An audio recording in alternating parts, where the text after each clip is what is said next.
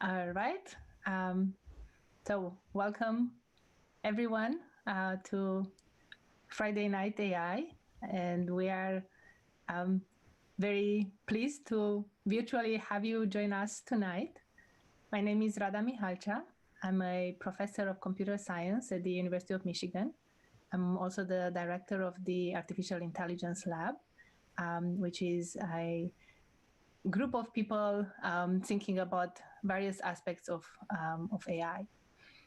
About a year ago, we started Friday Night AI series in an attempt to engage more closely with the community on topics of interest to all of us, to you and us. And I'm very pleased to have you all join tonight for a discussion on a topic that we believe is very timely, which is that of misinformation and fake news, and how artificial intelligence can help addressing misinformation and fake news.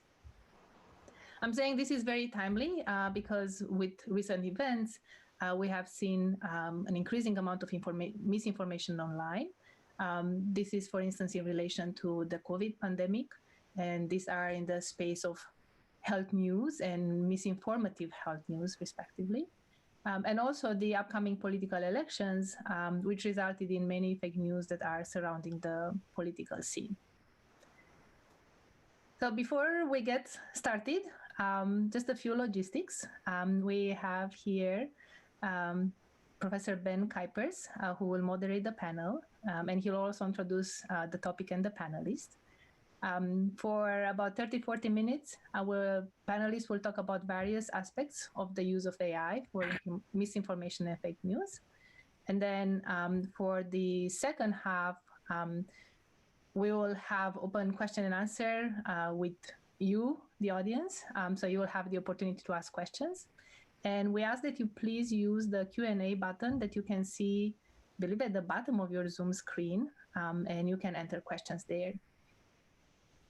So with that, we can get started. I will say that tonight's Friday Night AI is a collaboration between the Michigan AI Lab and the School of Information, and also jointly with the Ann Arbor Public Library, which is broadcasting the event live on YouTube as we speak. So you can also find the YouTube channel and join that way, although by joining the YouTube channel, you will not necessarily have the opportunity to ask questions. So I would like now to introduce the moderator for tonight's event, Professor Benjamin Kuipers. Ben is a professor of computer science and engineering in the AI lab at the University of Michigan. His research is in AI and robotics and is focusing on representation, learning, and also the use of foundational domains of knowledge, including knowledge of space, dynamic change, objects, and actions. He is currently investigating ethics as a foundational domain of knowledge for robots and other artificial intelligence systems, which may act eventually as members of human society. So with that, Ben, to you. Well, thank you very much. It's a pleasure and a privilege to come and moderate this panel, and I'm very much looking forward to it. And so, as Rada introduced the topic, misinformation and fake news is a big issue in the world. And the hope would be that that artificial intelligence tools might be able to contribute to that. So here to help us think about those questions, let me first introduce Ceren Budak, who is an assistant professor at the School of Information, and she's also an assistant professor in the Electrical Engineering and Computer Science department. So she's a colleague of ours. And her research interests are in the areas of computational social science. She uses network science, machine learning, and crowdsourcing methods, and draws from scientific knowledge across multiple social science communities to contribute computational methods to the field of political communication, which is obviously the topic of our current concerns. Now, Rada Mihalcea is my colleague in computer science and engineering. She's a professor of computer science and engineering. She's the director of the Michigan Artificial Intelligence Lab, which of course is one of the sponsors of this series of meetings. Her research interests are in computational linguistics with a focus on lexical semantics, multilingual natural language processing, and computational social sciences. Together with her research lab and collaborators, she's worked on the problem of automatic deception detection for more than 10 years, addressing, among others, the detection of deception in language, multimodal deception detection, the identification of fake news, identity deception, and others. She is the recipient of a Presidential Early Career Award for Scientists and Engineers, awarded by President Obama in 2009, and she's a fellow of the Association for Computing Machinery. So it's a privilege to have two people who are working on these problems. And so let me just pose the questions of what does AI have to offer here? How can AI be used to identify misinformation and fake news? And what are the risks? What are the challenges of making that happen? And what are the benefits that we might achieve?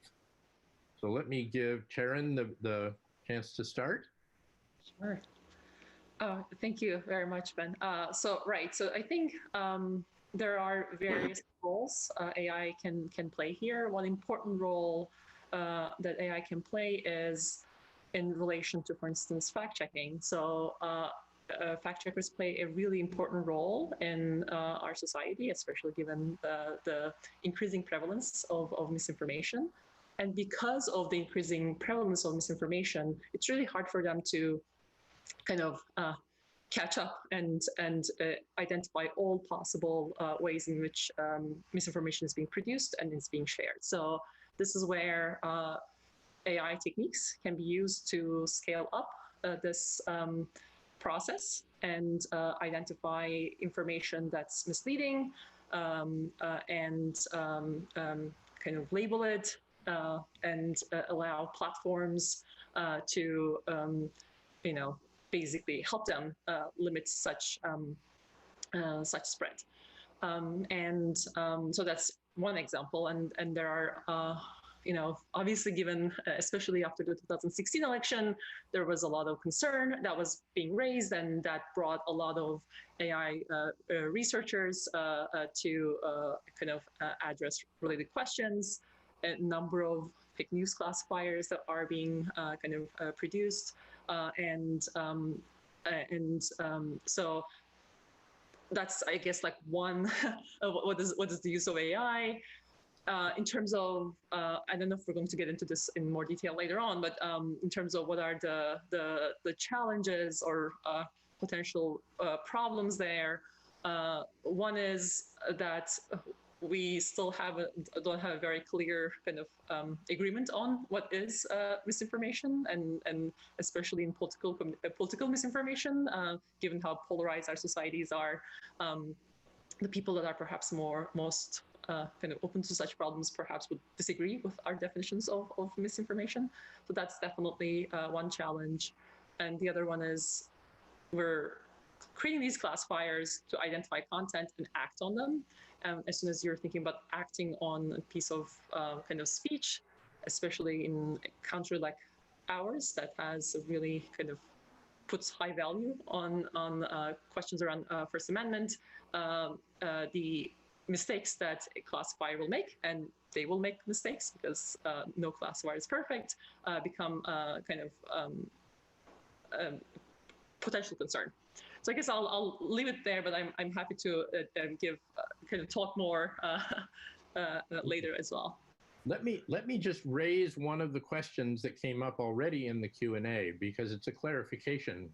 And Michael Conlon is asking for the panel, both of you, I guess, to define what you mean by misinformation and fake news. I can try to do that. So both misinformation and fake news are closely related and are both related to the act of deception. Misinformation is false or inaccurate information that is intended to deceive. So it's a form of information, as the name says. Whereas fake news, it's similar. So it's again misinformation that is false or inaccurate, but is also presented as news. So it has that additional attribute of being presented as news. Oftentimes people use misinformation and fake news interchangeably. So often it's referred to as to the same thing. But I would say misinformation is a little bit broader than fake news. So fake news has a particular characteristic.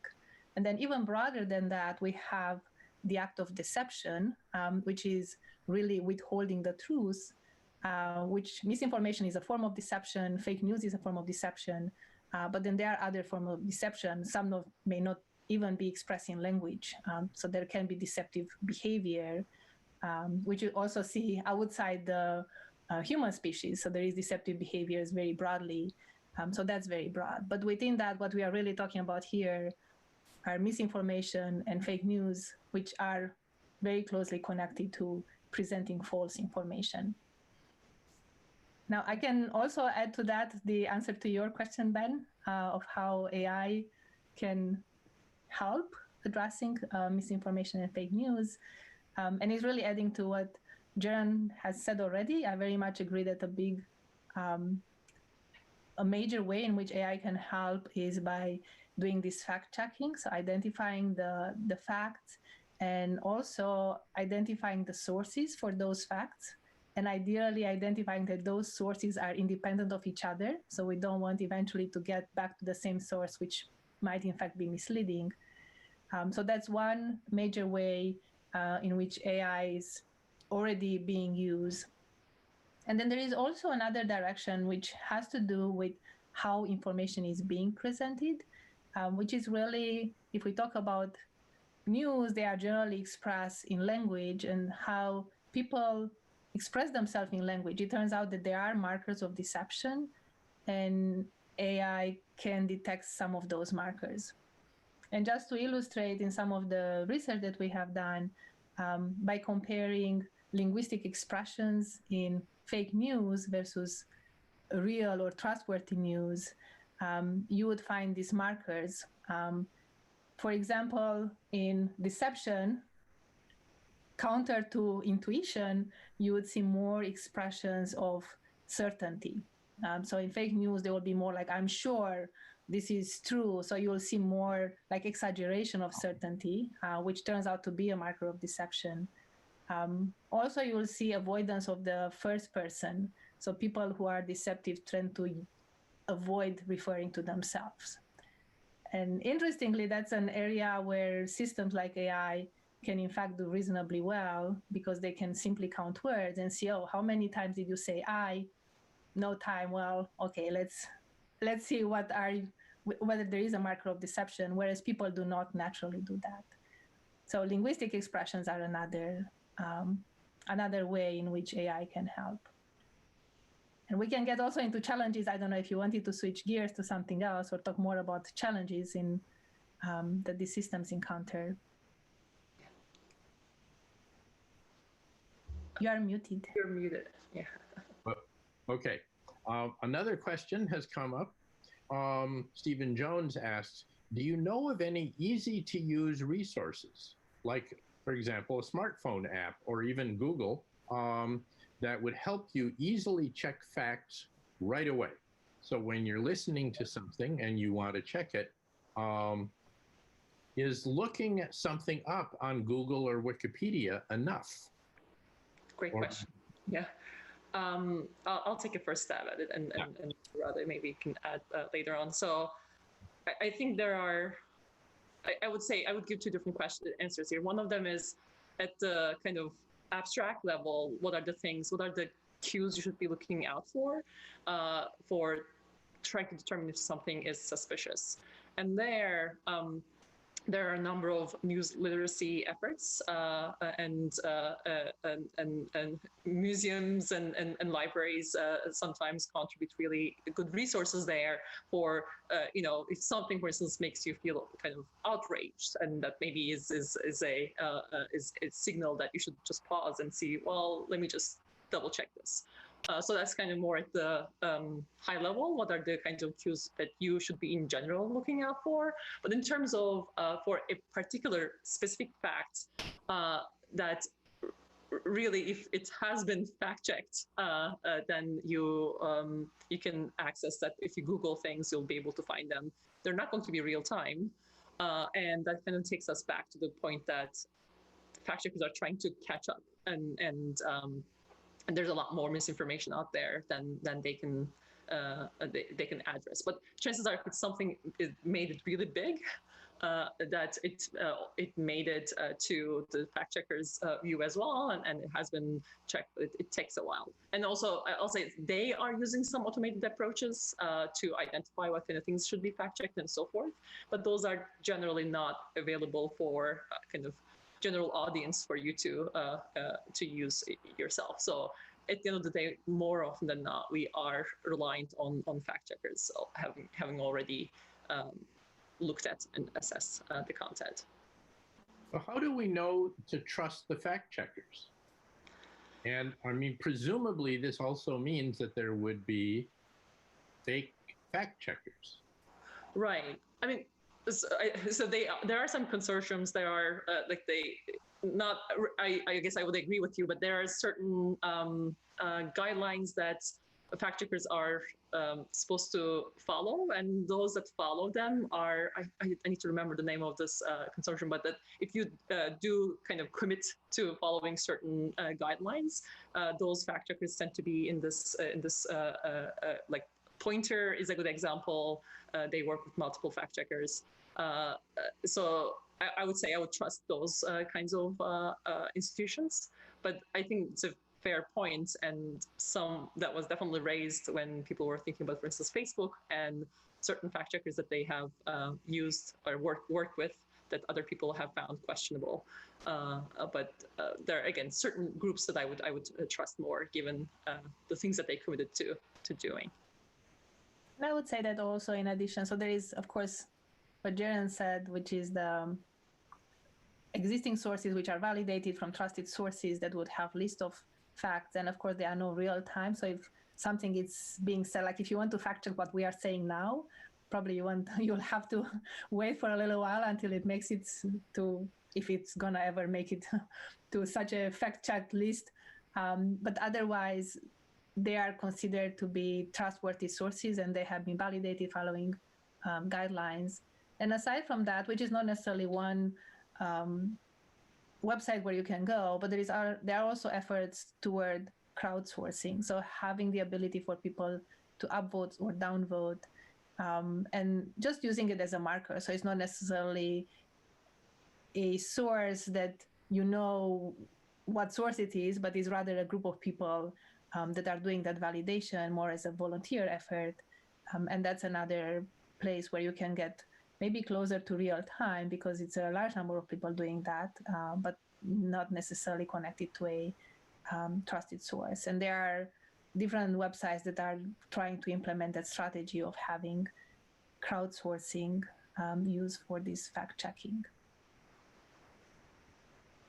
I'd like to push a little harder on the notion of deception detection, because the notion of a lie detector, or the kinds of things that you're talking about looking at the language that people use, rely on the fact that the person who is expressing the fake news or the person who is deceiving knows that they're deceiving, and that knowledge is not gone.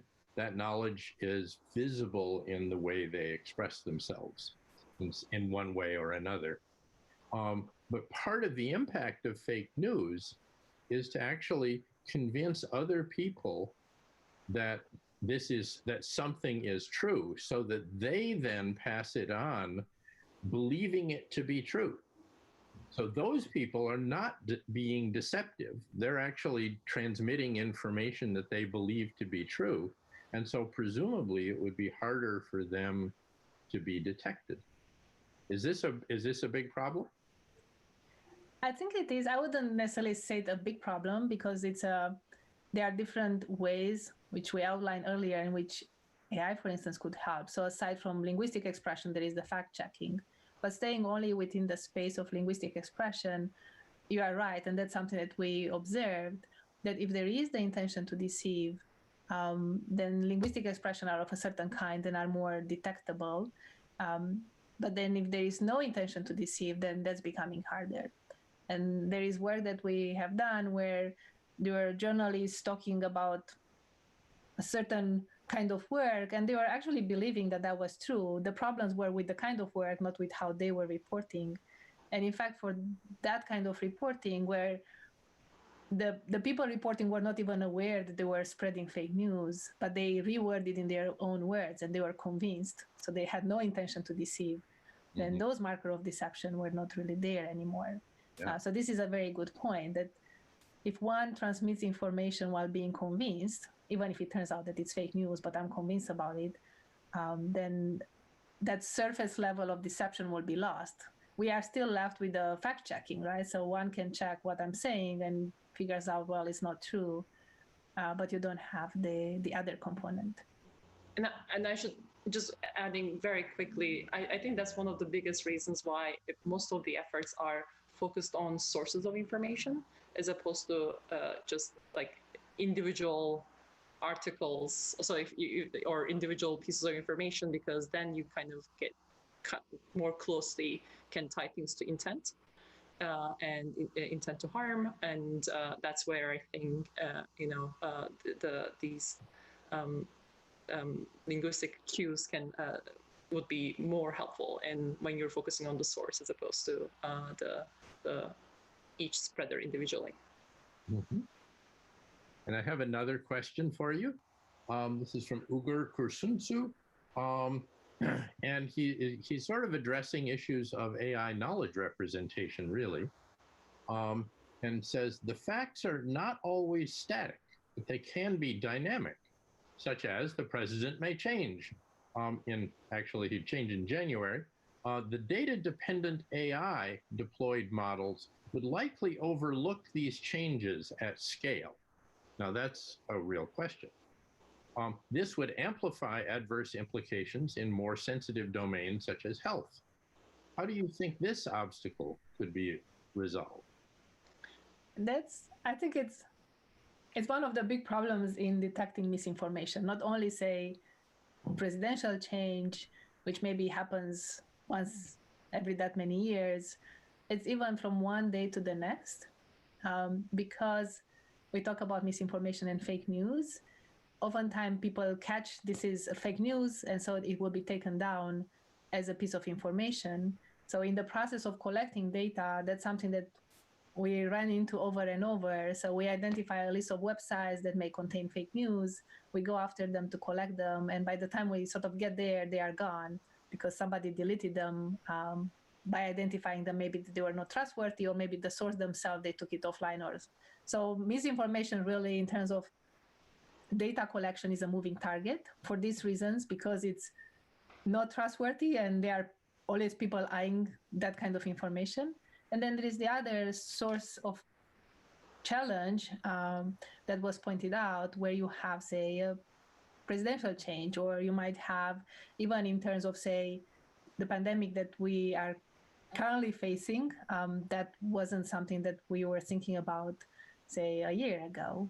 And so that's information that's new, and you need to sort of quickly react to it with getting enough data that will allow you to adjust what you are doing. And that's why, without getting too technical, in AI, we think about transfer learning. So how can you apply what you already know how to do when you have new information?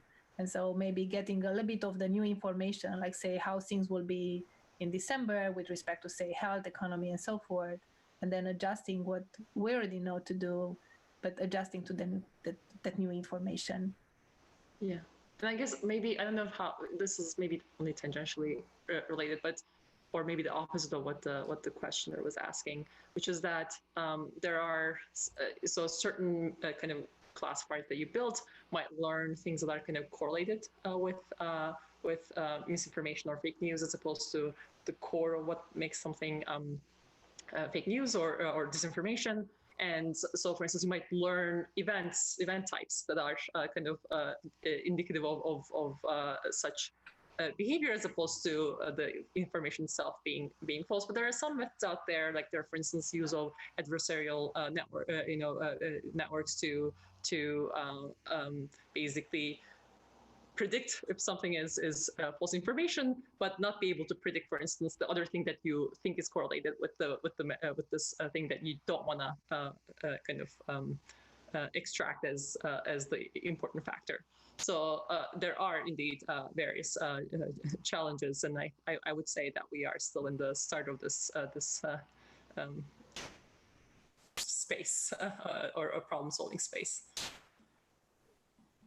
So we have another question. Paul Barra points out that the term fake news was apparently coined by Jon Stewart, referring to his own show, The Daily Show.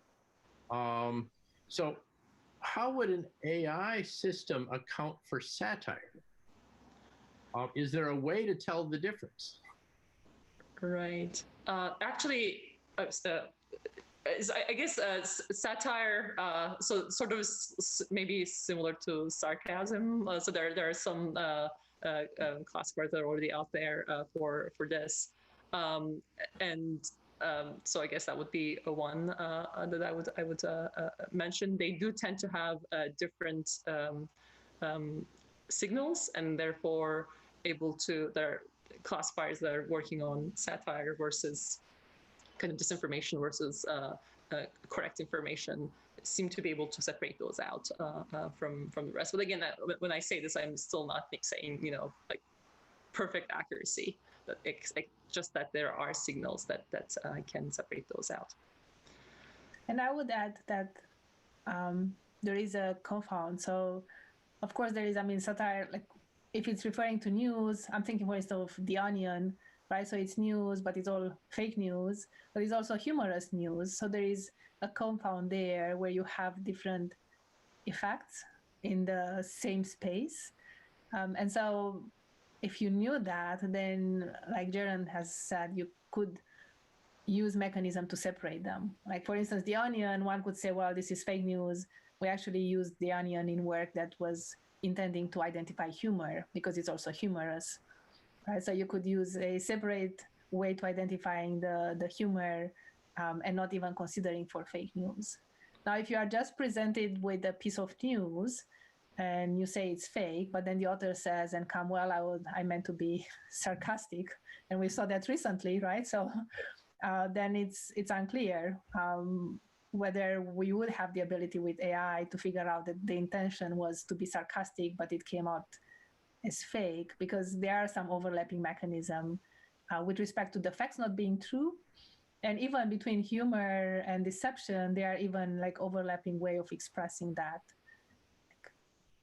Yeah, and I guess I'll say also that we can do this at, like we can predict maybe well, but it doesn't still say that we can be confident, because it's, I guess if you actually look at, so we're more looking from a computer scientist perspective, but legal scholars have been thinking about this when you're in the kind of fake news space. I think James Gemerelman has a very interesting piece there where basically he's posing this challenge that it's really hard to decipher intent. So if you're really trying to limit sources according to their intent, it's something that you can sort of predict, and maybe you'll be kind of accurate more often than not, but you can't be confident in.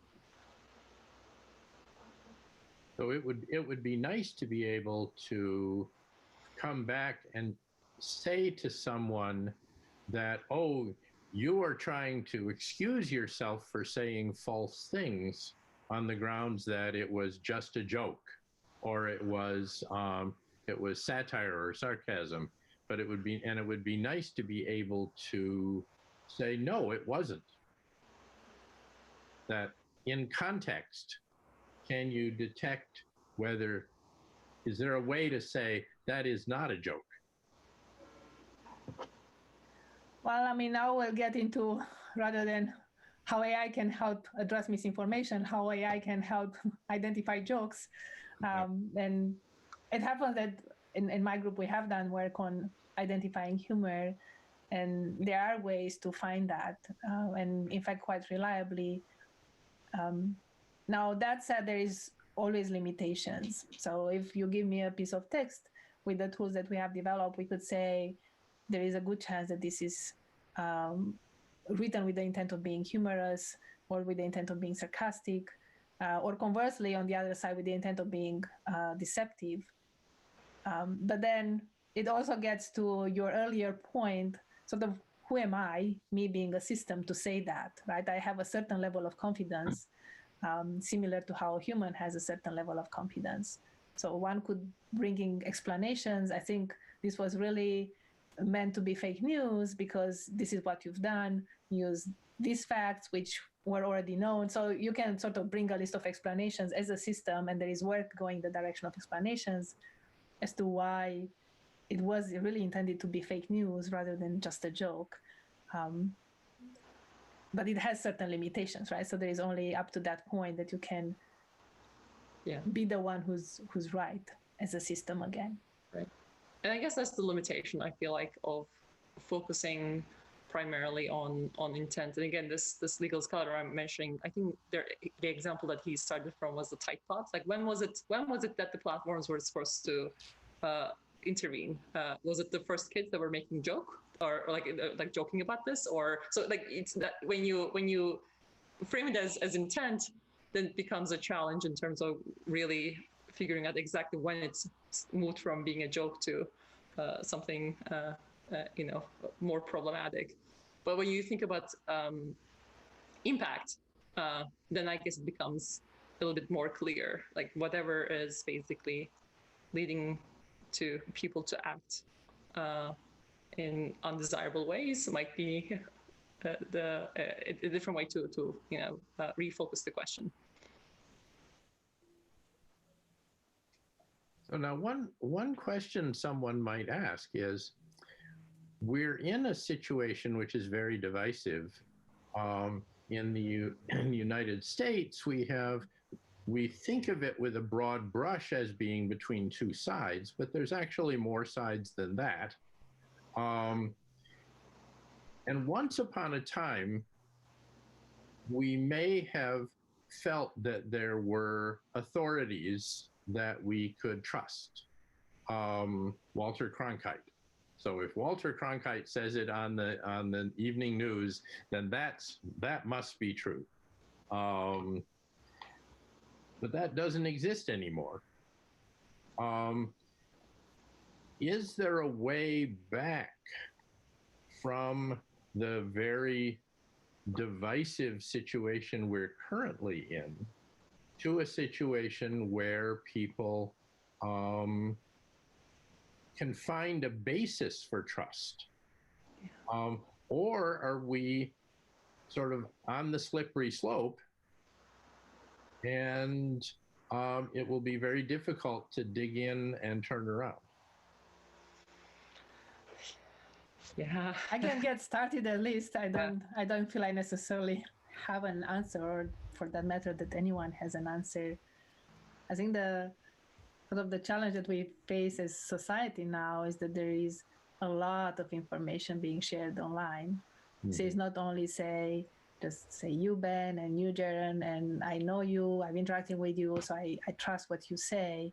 There is a ton of other information. Like, I just click on a site and here is somebody else expressing an opinion, and here is somebody else. So it's the mere exposure to so much information that leads to that loss of trust. Because obviously, just 2 clicks away, I'm sure I would find on, I don't know, what we are talking about here, I will find different opinions. Somebody saying, yes, this is right. Somebody saying, no, this is wrong. And the fact that I get conflicting opinions, it will make me wonder, because it's just going against my reasoning system. Like, this is yes, this is no, but it's really the same thing. And so I will start thinking that maybe one of them is actually not trustworthy. And that's happening on a daily basis, that you keep hearing different sides just by, again, just the mere exposure to a lot of information. So I don't mean to say, well, it's a slippery slope. There is no going back. But I think it would be hard to go back to a time when you are only exposed to a minimal number of information sources. It will always be like this, where you have a lot of information. So I think we'll have to develop skills, whether AI assisted or our own human skills, to shift to this information and figure out what to trust and what not to trust.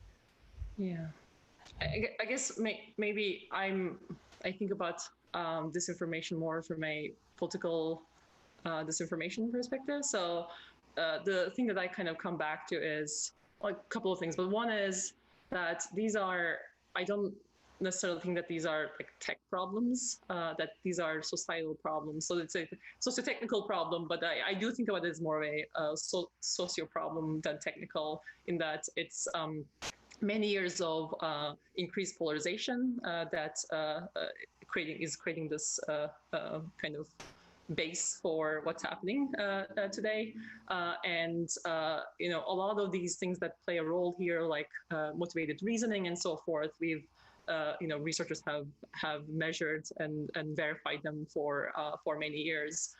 So it really requires an intervention at that level. I still think that the technology can play a role, given that a lot of our communication is happening online now. But I do think that this is a kind of longer term. It's not 2016 we woke up and now we have fake news in our lives. And also, again, erosion of trust in systems or institutions is also something that has been happening. And again, from a political misinformation perspective, in an asymmetric kind of way. So it's there is a lot more erosion in, let's say, the news media from conservative or right-leaning people as opposed to left-leaning people. So there is it again is embedded in this social structures that we live in. I do think that there are smaller interventions we can have. Like we have these systems where you can have experiments. You can basically understand what kind of things work and what kind of things do not work, and kind of things that we can try. But the solution is not, unfortunately, we're talking AI, but it's bigger than that. Now, speaking of tools, we have a question here from Octavia Ramsey. It says, focusing on sources seems like the most straightforward way. But what about true information that leads to divisiveness when it comes from outside sources? So she says that she saw a post on Facebook that was labeled Russian state-controlled media.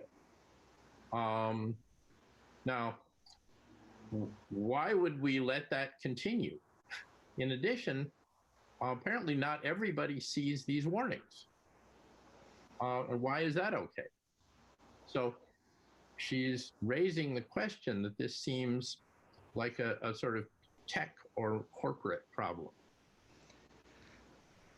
Well, I mean, so a couple of things there. One is, I think what the question started with was more like there are problems that are hyperpartisanship. That's not necessarily always very clearly false information, and I do agree that actually a lot more people are exposed to hyperpartisan news than the set of people that are exposed to fake news, and so.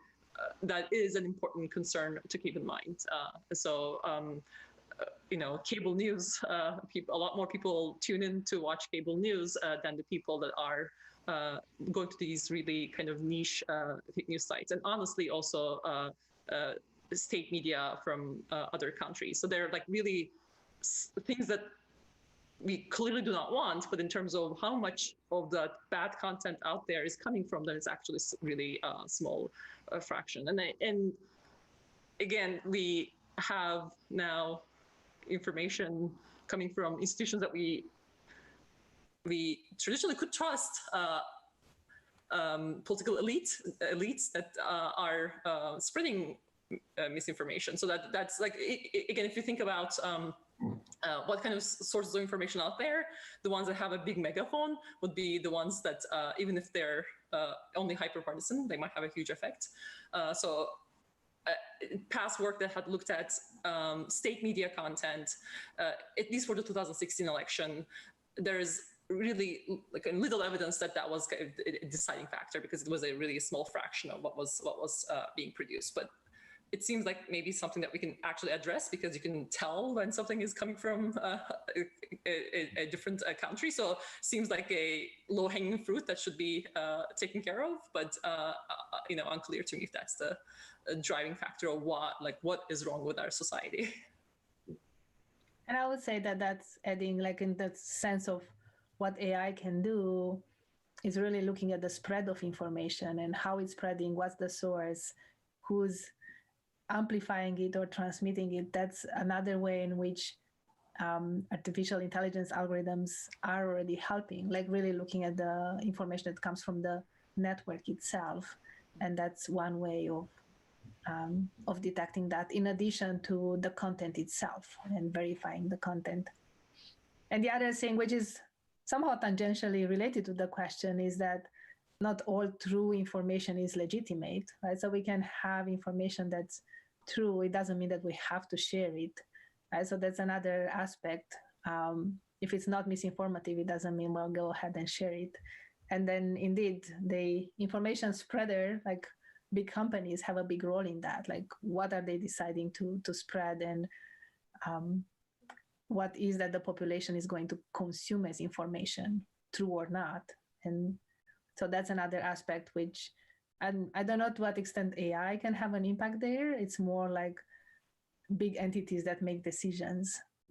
Right. I mean, I guess it's, so there is, before misinformation, in terms of when we look at news media and the roles that they play, there's, again, a history of like political communication research, where you think about they have agenda setting functions, they have framing and priming functions, and these basically kind of relate to what kind of topics they focus on, and conditional on topic they focus on what kind of slant they have. And my past work, I have looked at basically automated approaches to identify these things at scale. So that would be one way that you can just beyond misinformation, are they showing their biases by simply focusing on certain topics as opposed to others? And conditional on that is, can we identify the slant of content that's produced by news producers at scale using basically classifiers and so forth. So that's a place where you can play a role. So here's another interesting question. Are there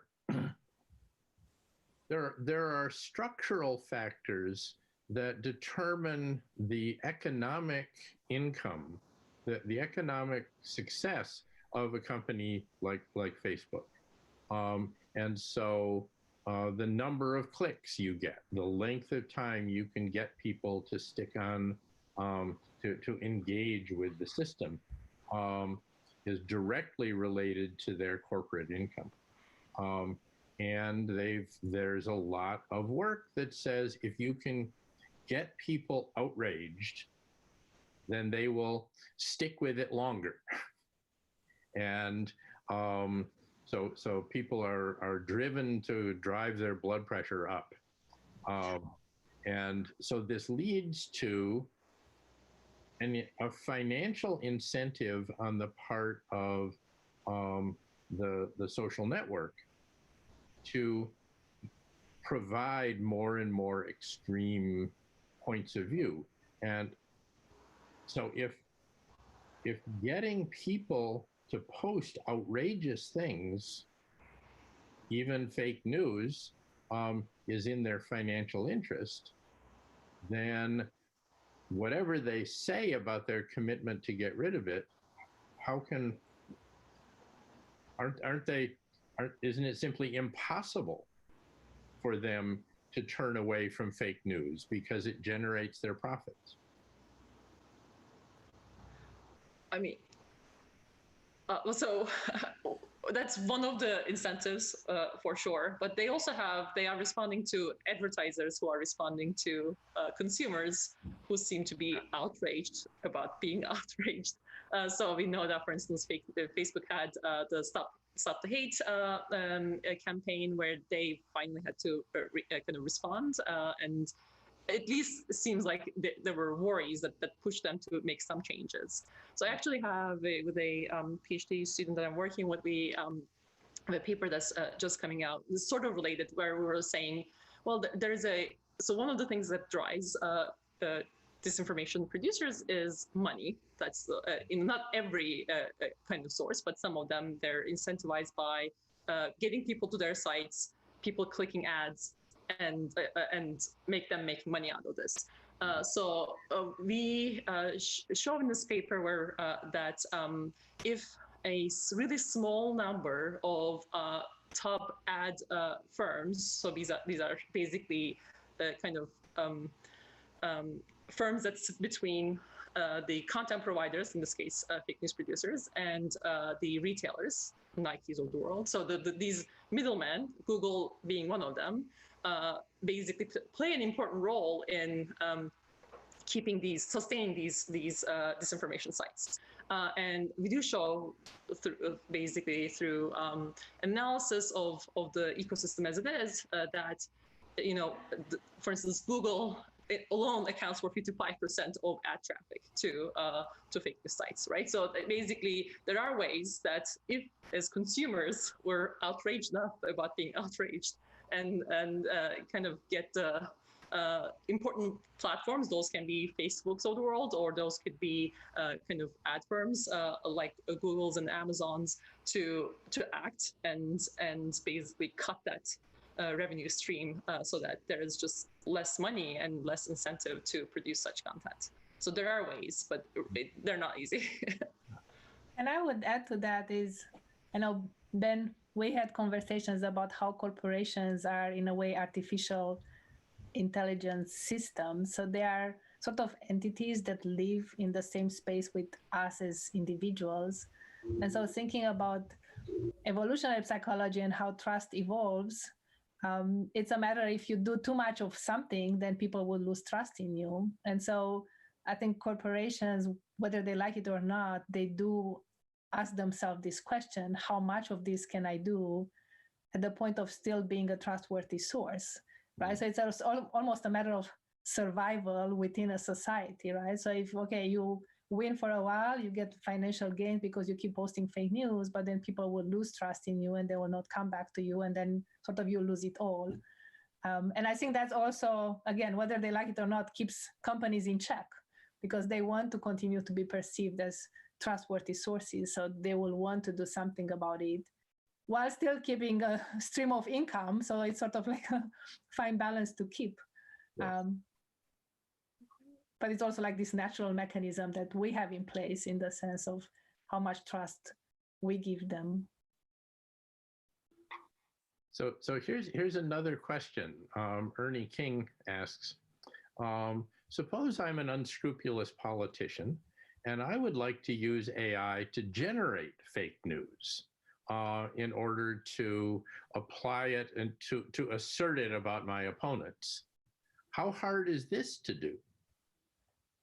Well, it's been already done, I would say. So there we have it. There is a research group that has built a natural language generation system that generates fake news. The angle it was of producing data that you can use to train even better systems to detect fake news. Mm-hmm. And it also relates to the point that we were making earlier, that identifying fake news online is fairly difficult because it's a moving target. Sort of fake news appears and disappear. And so if you really want to collect enough data, and AI systems these days, really a lot of them are data driven. They need a lot of data to be accurate. So that was one way of creating this data set that we can use to train systems, by producing them. And so there is a system out there that actually is producing fake news. Now, of course, it has all sorts of implications. I mean, not necessarily that particular system, but in general, if I have the ability to produce fake news, and now what? in a way, you could think, well, I could also hire someone, right? So I'm paying someone money. I tell them, okay, here is the piece of news, just write something. I don't have the system. I have to pay somebody, but sort of we already have that system with an AI or not. Now the question is, with an AI, you can do it at scale. You can do it very quickly. What will be the implications? But I mean, currently we have people writing fake news, so we already have the system in place, maybe a little bit more slow. So I don't think there will be necessarily major changes. Given what I already said, that there is already a system, I don't think we necessarily saw major changes because the system exists. But it's something that we have to think, and I'm glad that there are a lot of conversations and work being done around AI and ethics, and it is maybe a little bit outside tonight's topic, but it is something that people are carefully thinking about, like what are the ethical implications of the system that we are developing. I think that was a great summary. I don't think I have as much to add, except again, I think re-emphasize that in terms of production, it seems like it's not like we need more scale for production. So human labor seems to be cheap enough to be able to produce. And again, I think it is more about the effect of it. You don't need a million pieces of false information. You need one or two related things about loading to get people to, for instance, already be kind of concerned about these things. You don't need machines that have millions of tweets about of unique content to be able to get people there. So here's another question that I'm going to direct primarily to the kind of deception detection that Rada looks at, which is basically looking for the tells that you are sort of involuntarily include when you're trying to deceive. So it gives you clues about intention. Now, there's been a big technology about deep fakes, being able to take videos of people and have them say pretty much anything you like. Now, does that same technology allow you to synthesize things that don't have those tells? Or does the learning process that trains those systems sort of necessarily preserve the tells? So if I get the question right, is around the effect of deep fakes, which would imply having, say, someone like you, Ben, you're starting telling me something and I'll trust because it's from you, but it turns out it's actually a deep fake, like somebody who just took your image and then use it to create a video that would convey a certain piece of information. And I think it also comes down to the question of how we can build systems that identify deception in the presence of different clues from different channels. So it's not only the language, but it's also the body gestures. Now, in the case of deepfakes, that's interesting. And I'll be honest and say that I haven't really looked very closely at that to the research we are doing. If you just have a person who's conveying fake information, there are pretty strong clues that are sent through body language, like gestures, facial expressions that are associated reasonably strongly with deception. So there are telltale signs of deception through body language. Now that's for a real person. For a fake person, like in the case of a deep fake, I could see how maybe that could be made so that it's persuasive. So assuming that people who are creating that would know some of those telltale signs, they could avoid them, right? So they could create a video with Ben telling me something, I don't know, go and send some gift cards to this person and avoid using the signs of deception that we typically see. And then I will be convinced because I trust you. And so, well, you are in real need, I better do what you are asking me. And I think, and again, I'm saying I think because I haven't really worked on deepfakes. There are people in computer vision who would look at some of there are indications that come really from how the video was constructed. Like things that would make it look unnatural, like compared to how you look now. I assume you are true. I don't know. I trust you are true, but who knows? It will be some indication that the video was actually compiled from images, and it's more in that space rather than in the space of detecting deception. It's really just violation of how a video should look like from a computer vision point of view. Another question dealt with the the issue of implicit bias in judgment systems, and that's been noticed in a lot of AI applications due to a variety of different things. Does that issue of implicit bias interact with this problem of fake news detection?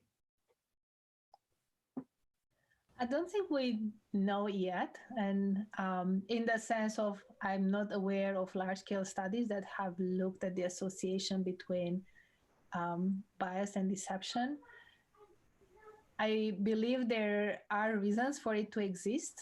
Like we've noticed in work that we've done, not necessarily on fake news, but on deception detection, that there are differences between how people from different demographics would deceive.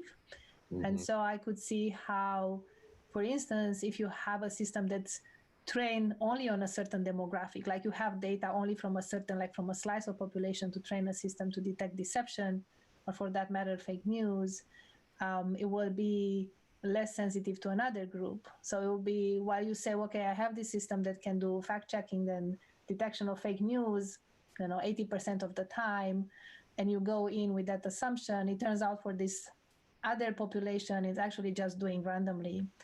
And those are things that, at least from what I know, we don't know, because there aren't enough studies to identify specifically bias in relation to deception. There is quite a bit of work now on bias in general and seeing how these systems, if you put data that's biased in, you will generate biased decisions. If the algorithms themselves are biased, you'll generate biased decisions. In relation to fake news, I don't know, maybe. So actually, this is not implicit bias, but I have some work with, again, another PhD student I'm working with, where we were looking at fake news classifiers that are out there, researchers put out there, and they were great to share their data and code. So we basically had this systematic evaluation of some of these approaches that were out there. And there are certain biases that we see that is basically sort of relate to the point that Rada was making, which is that basically your classifiers as at least as good as your data. So we were seeing, for instance, that it's sort of the liberal bias that certain kind of corners might actually talk about. So that you do actually see a signal of that with the classifiers that are out there, in that they more commonly falsely or incorrectly label traditional right-wing sites as kind of fake news sources, compared to the on the left wing, and that's a function of there are not as many kind of sources of liberal fake news sources. So that's lack of data creates issues there. But of course, that can also suggest, you can kind of flip it around and think about this. It might also be that, there are at least some studies that suggest that on, certain conservative sites, there's more echoing of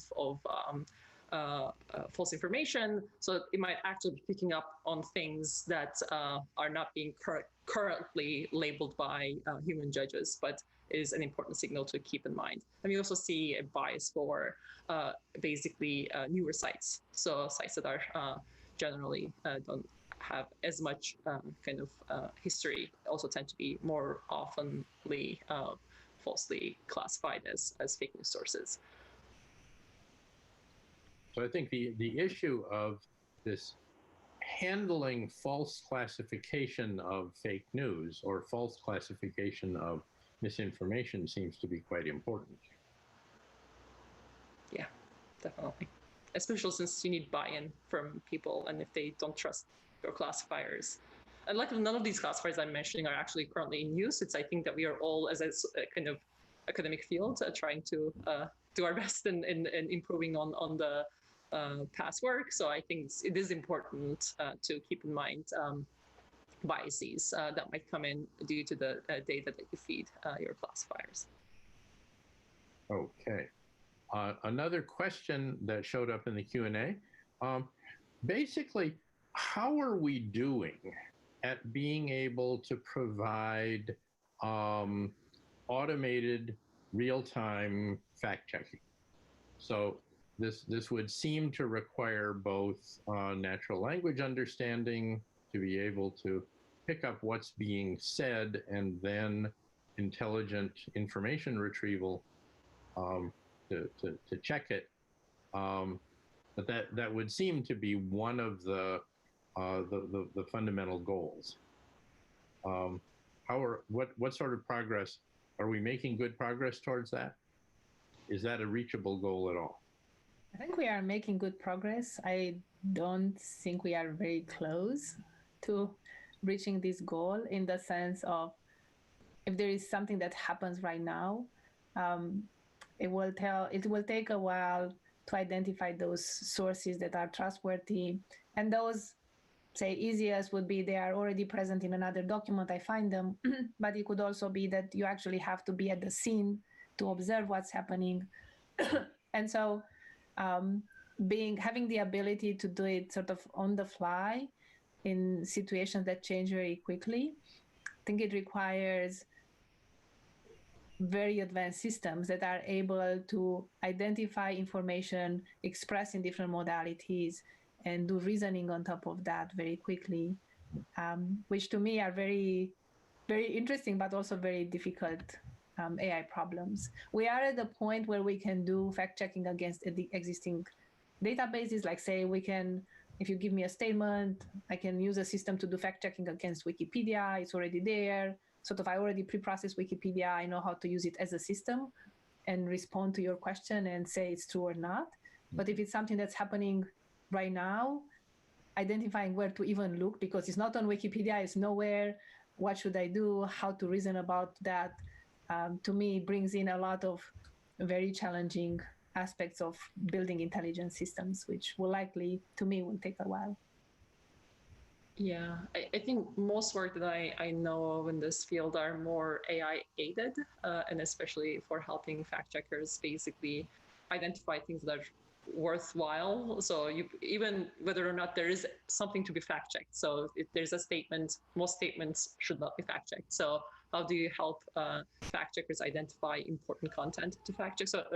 So there are places in which AI is being involved, but most systems that are currently fully functional in place are more aiding fact checkers as opposed to replacing them, which at the end we never want to purely replace, obviously, if nothing else, to have a system that keeps learning. Yeah. Okay, well, our audience has been very good, and we've got a nice audience who's been listening hard and proposing questions, and our panelists have been wonderful and insightful with lots of answers.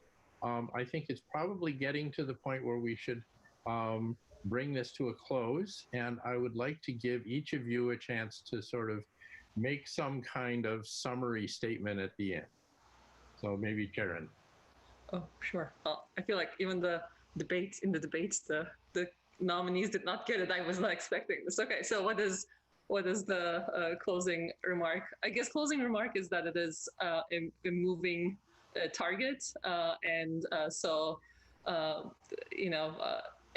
again, I'm looking at it more from a political disinformation, and the kinds of things that we dealt with in 2016 are very different from the things that we are dealing with today.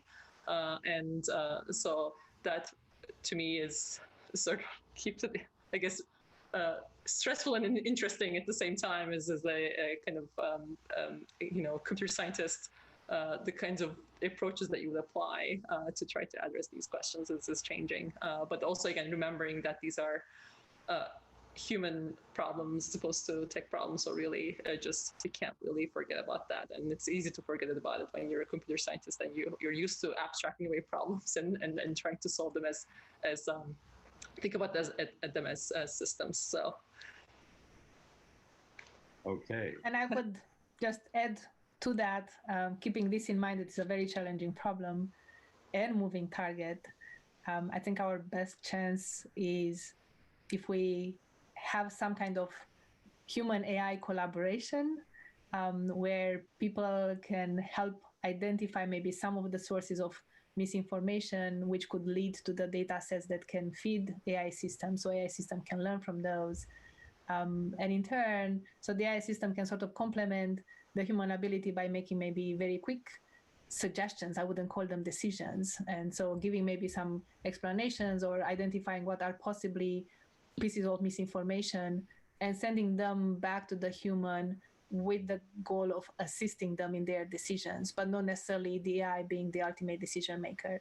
So I really see currently where AI can really help is by participating in this human AI collaboration so that sort of together will address this problem of misinformation and sort of curb the misinformation spread, in particular in situations like the ones we have now with the pandemic, elections, where it's really very fluid, it's a situation. So there is a lot happening. And so I think we can reinforce each other. Yes. Okay, well, thank you very much. I'd like to thank the panelists who have been absolutely wonderful. I'd like to thank our audience. This is part of the Friday Night AI series, and so there will be a series of these. I don't actually know right offhand when the next one is or what its topic is, but that will be widely and well announced, I'm sure.